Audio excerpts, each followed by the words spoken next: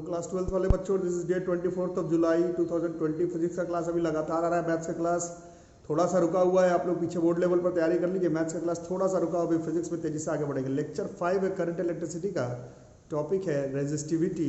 और जैसे कि जो लोग रेगुलर जुड़े हुए उन लोगों को मैंने बताया था कि drift velocity, relaxation time, current density, इन सब इलेक्ट्रॉन मोबिलिटी, इन सब टॉपिक को छोड़ करके जो बाकी टॉपिक है वो आप लोगों का क्लास 10th लेवल पर ही पढ़ा हुआ टॉपिक है। तो उसी पे एक बार फटाफट मैंने बोला था रिवाइज कर लो, नहीं किया है तो कर लो।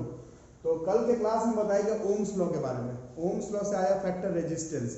रेजिस्टेंस पता चला कि हर कंडक्टर का प्रॉपर्टी होता है, कंडक्टर के अंदर करंट के फ्लो को अपोज करने वाला प्रॉपर्टी है रेजिस्टेंस। कैसे होता है वो आपको वीडियो लेक्चर 4 में बताया गया, कॉज ऑफ रेजिस्टेंस लेक्चर 4 में सिखा दिया गया है। अब टॉपिक ये है कि रेजिस्टेंस जो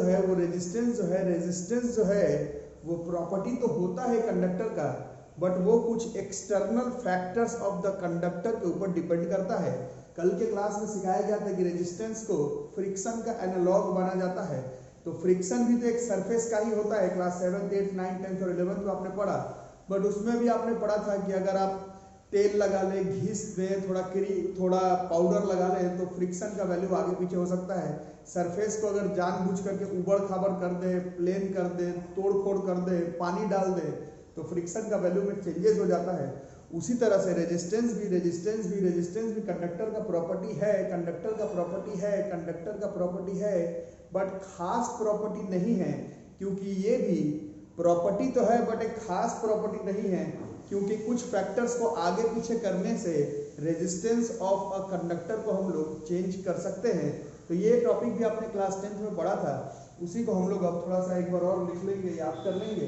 तो यहाँ पर एक नया टॉपिक आएगा रेजिस्टिविटी, वो बाद में देखेंगे। पहले हम लोग को ये देखना है कौन कौन सा फैक्टर है, फैक्टर्स अफेक्टिंग, कौन कौन सा फैक्टर है जो कि रेजिस्टेंस पर प्रभाव पड़ा सकता है। Factors affecting resistance of a conductor, ठीक है। कौन कौन सा फैक्टर है क्लास 10th में आपने पढ़ा था, और नहीं भी पढ़ा था तो आप लोगों को मालूम ही है ना, कि रेजिस्टेंस जो है it is directly proportional to the length of the conductor. Resistance जो है वो लेंथ ऑफ द कंडक्टर के डायरेक्टली प्रोपोर्शनल होता है।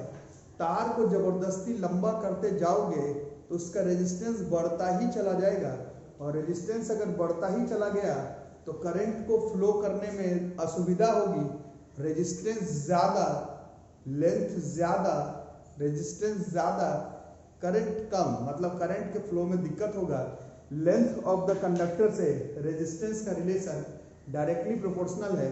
इतना लंबा तार था, उस तार को जबरदस्ती और लंबा करोगे उस तार का रेजिस्टेंस बढ़ जाएगा, करंट फ्लो करने में दिक्कत होगा, ठीक है। उसी तरह से it is inversely proportional to the area of cross section of the conductor. ये है तार जितना मोटा लोगे 10th में बताया गया, तार को जितना मोटा कर दोगे, जैसे तार है उसी लेंथ का और मोटा तार अगर बना दोगे तो उसमें एरिया ऑफ क्रॉस सेक्शन बढ़ जाने के वजह से ज्यादा number of electrons per unit volume हो जाएगा, जिसके वजह से करंट का वैल्यू बढ़ जाएगा, और करंट का वैल्यू बढ़ने का मतलब रेजिस्टेंस कम हो जाएगा। इसका मतलब है कि एरिया ऑफ क्रॉस सेक्शन के साथ रेजिस्टेंस का इनवर्सली प्रोपोर्शनल का नाता है। क्लास 10th में पढ़ना था, मैंने कल के वीडियो में भी बताया था कि अगर ये सब आपको और डिटेल्स में अगर और इस पर 10th क्लास लेवल पर और न्यूमेरिकल वगैरह प्रैक्टिस करना है तो आप मेरे ही इसी चैनल के क्लास 10th के प्लेलिस्ट में फिजिक्स में करंट इलेक्ट्रिसिटी चैप्टर में ये सब टॉपिक फटाफट सरसरी नजर से देख सकते हैं। अब इन दोनों टॉपिक को अगर मिला करके लिखें, कंबाइनिंग अबव टू फैक्टर्स, तो रेजिस्टेंस जो है वो डायरेक्टली प्रोपोर्शनल L/A के हो जाएगा। तो R बराबर, अब ये जो प्रोपोर्शनल है, प्रोपोर्शनल अब जब हटेगा तो ये जो आएगा रो, डेंसिटी को भी ऐसे डिनोट करते हैं, बट यहाँ पर this rho is our constant of proportionality, और इसी को हम लोग कहते हैं resistivity. This rho is called resistivity, या फिर इसी को ही हम लोग कहते हैं स्पेसिफिक, मतलब खास रेजिस्टेंस, खास प्रॉपर्टी। तो रेजिस्टेंस भी क्लास 10th में भी ये स्कूल एग्जाम में आता था रेजिस्टेंस भी प्रॉपर्टी है कंडक्टर का और रेजिस्टिविटी भी प्रॉपर्टी कंडक्टर का है, बट स्पेसिफिक खास प्रॉपर्टी रेजिस्टिविटी को माना जाता है। ठीक है, R बराबर रो एल बाई ये जो रो है वो रेजिस्टिविटी है। मतलब अगर ये तार है एल्यूमिनियम का, अगर ये तार एल्यूमिनियम का है तो इसका कुछ रेजिस्टेंस होगा, बट अगर इस तार को अगर आप कट पीस करें, एरिया बढ़ाए घटाएं, तोड़े मरोड़े, तो इसका रेजिस्टेंस का वैल्यू चेंज कर जाएगा। बट ये जो रेजिस्टिविटी का वैल्यू है, ये अगर एल्यूमिनियम का तार है, इसका एक हिस्सा काटो, पूरा काटो, दो हिस्सा काटो, थोड़ा सा काटो, पूरा काटो, मोटा बनाओ, पतला बनाओ, अगर ये एल्यूमिनियम का तार है तो इसका रेजिस्टिविटी का वैल्यू फिक्स होगा। रेजिस्टेंस भी होगा, बट लेंथ एरिया में काट कूट करते ही उसका रेजिस्टेंस का वैल्यू चेंज हो जाएगा। बट इस पूरे तार का रेजिस्टिविटी इतने से का लो या पूरे का लो, चाहे मोटा का लो चाहे छोटा का लो, अगर वो एल्यूमिनियम का है फिक्स, अगर वो कॉपर का है फिक्स, तो उसका रेजिस्टिविटी का वैल्यू फिक्स होगा। उसको लेंथ एरिया के काट कूट से कोई मतलब नहीं है। इस वजह से रेजिस्टिविटी को ही हम लोग स्पेसिफिक रेजिस्टेंस कंडक्टर का कहते हैं। तो जब तक तार के क्वेश्चन में 10th में सिखाया गया होगा, जब तक तार के क्वेश्चन में लेंथ एरिया के साथ छेड़छाड़ ना किया जाए, तब तक उसका रेजिस्टेंस को फिक्स रख करके न्यूमेरिकल बनाते हैं।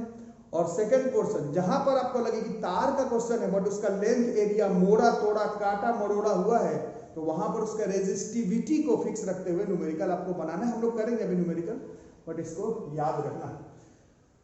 तो रेजिस्टिविटी बराबर हो गया R into A by L, R into A by L. इस वजह से इसका यूनिट जो है रेजिस्टेंस का ओम है, एरिया का मीटर स्क्वायर है, नीचे लेंथ का मीटर है, ये कट जाता है। Standard international unit of resistivity जो है वो ओम मीटर हो जाता है। ठीक है, अब ध्यान से देखो कि अगर L की वैल्यू अगर 1 हो, L को अगर मैं 1 कर दूं और एरिया को 1 मीटर स्क्वायर कर दूं, L को अगर 1 मीटर और एरिया को 1 मीटर स्क्वायर कर दूं, तो रेजिस्टेंस और रेजिस्टिविटी सेम हो जाएगा, या फिर रेजिस्टिविटी और रेजिस्टेंस सेम हो जाएगा। इसलिए रेजिस्टिविटी का एक ऐसा डेफिनेशन भी है कि रेजिस्टिविटी कुछ नहीं है, ये एक तार के रेजिस्टेंस के ही बराबर है। रेजिस्टिविटी कुछ नहीं है, ये एक तार के रेजिस्टेंस के ही बराबर है।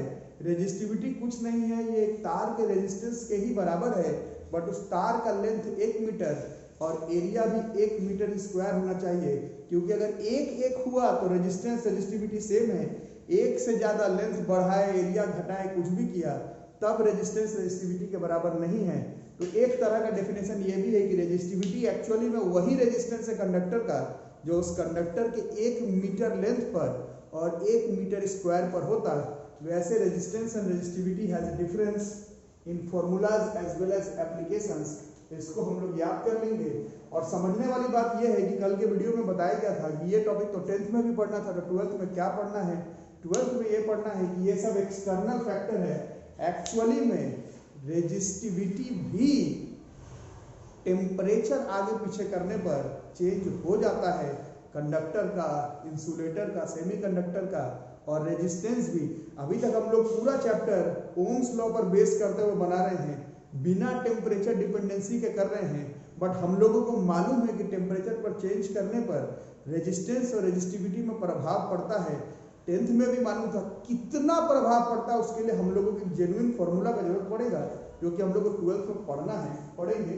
पहले ये सब नोट करके रखें।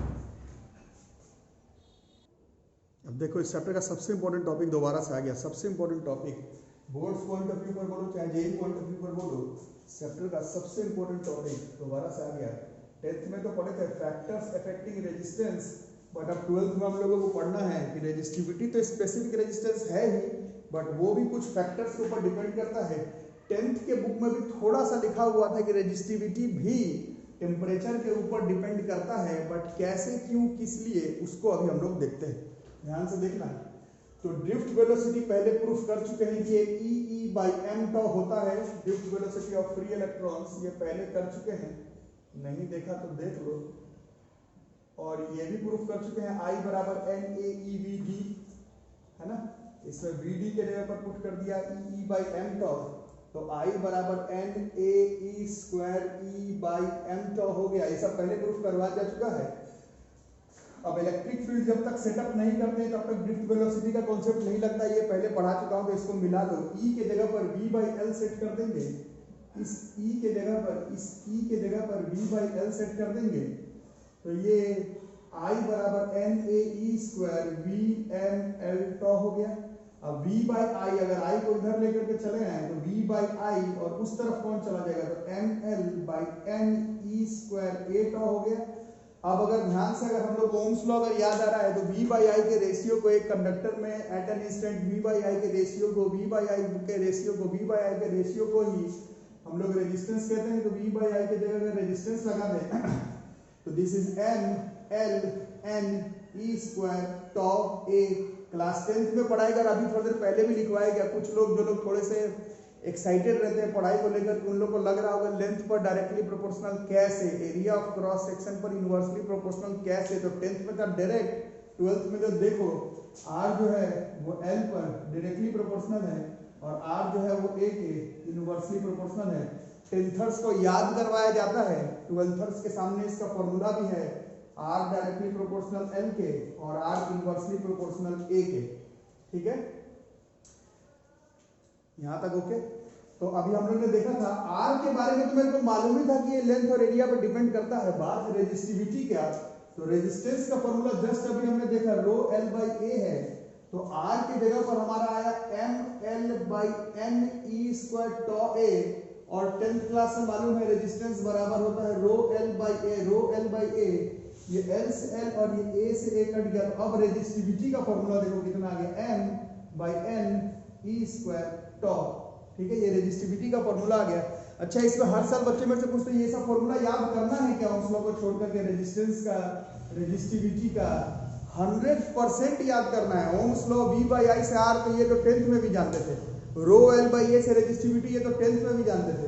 ये पूरा आपको याद करना पड़ेगा। और मजे की बात यह है कि जो लोग पढ़ने में अच्छे हैं उन लोग समझेंगे। ये आपको अलग से जेईई मेंस एडवांस नीट के लिए अलग से याद नहीं करना है, क्योंकि बोर्ड के एग्जामिनेशन में भी हर साल 50 साल महाभारत, रामायण, कुरुक्षेत्र, जो भी आप जानते हैं, battle of Plassey, world war, जब भी आप लोग जानते हैं, इस चैप्टर से यही प्रूफिंग आता है रेजिस्टेंस और रेजिस्टिविटी किस फैक्टर के ऊपर डिपेंड करता है प्रूफ करने के लिए। तो बोर्ड्स के एग्जामिनेशन में भी ये फॉर्मूला प्रूफ करके जाना ही था, तो याद हो जाता है। ठीक है, खैर, तो रेजिस्टिविटी का देखो क्या फॉर्मूला आ गया, M/NE² tau. M mass of an electron है, ये फिक्स है, और E charge of an electron fix है। उसके बावजूद भी अगर आप देखते हैं तो ये रेजिस्टिविटी N पर इनवर्सली प्रोपोर्शनल है।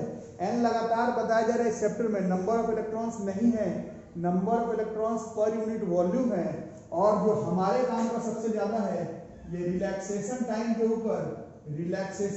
ऊपर इनवर्सली प्रोपोर्शनल का रिलेशनशिप है। अब बताओ, जिन्होंने क्लास रेगुलर किया है खुद से सोच करके बताना, जैसे ही टेम्परेचर अगर बढ़ा दे कंडक्टर के अंदर, फ्री इलेक्ट्रॉन्स का कोलिजन बढ़ेगा या घटेगा? बोलो, बढ़ेगा। कोलिजन बढ़ेगा तो रिलैक्सेशन टाइम क्या होगा? रिलैक्सेशन टाइम बिटवीन कोलिजन्स घट जाएगा। और इसका क्या मतलब होगा? टेम्परेचर और रिलैक्सेशन टाइम के बीच में कैसा रिलेशन हो गया? इनवर्सली हुआ ना, टेम्परेचर बढ़ाओगे रिलैक्सेशन टाइम घटेगा।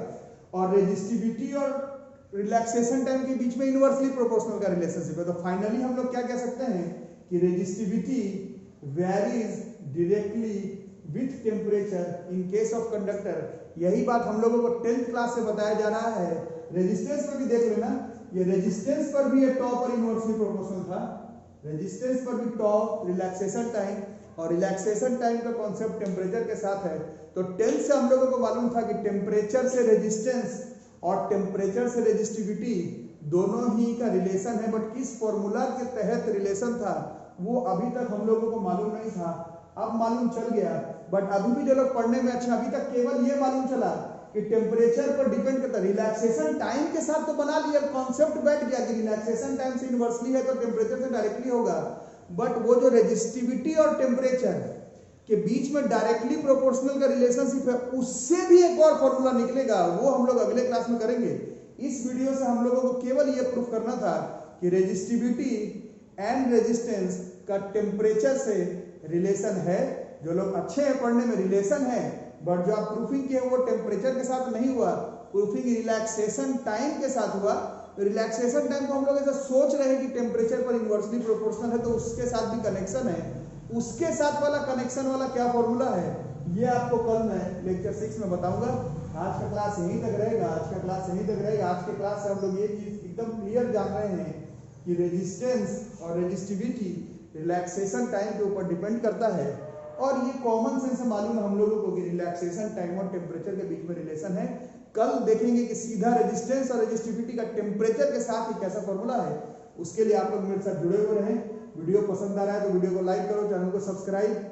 दोस्तों को जो इधर उधर चक्कर में पड़ गए हैं कि 1,000 रुपए दे करके उन लोगों को डेटा केबल के थ्रू, पेन ड्राइव के थ्रू वीडियो मिलेगा, उन लोगों को शेयर कर दो। बड़े आराम से घर पर बैठकर mains, advance, NEET, school exam का तैयारी कर लेंगे, घर पर रहेंगे, स्टे सेफ रहेंगे और सारा सिलेबस कंप्लीट कर लेंगे। पूरा लिख करके रखना, यही हर साल बोर्ड्स के एग्जामिनेशन में इस चैप्टर में आता है। ठीक है, थैंक यू।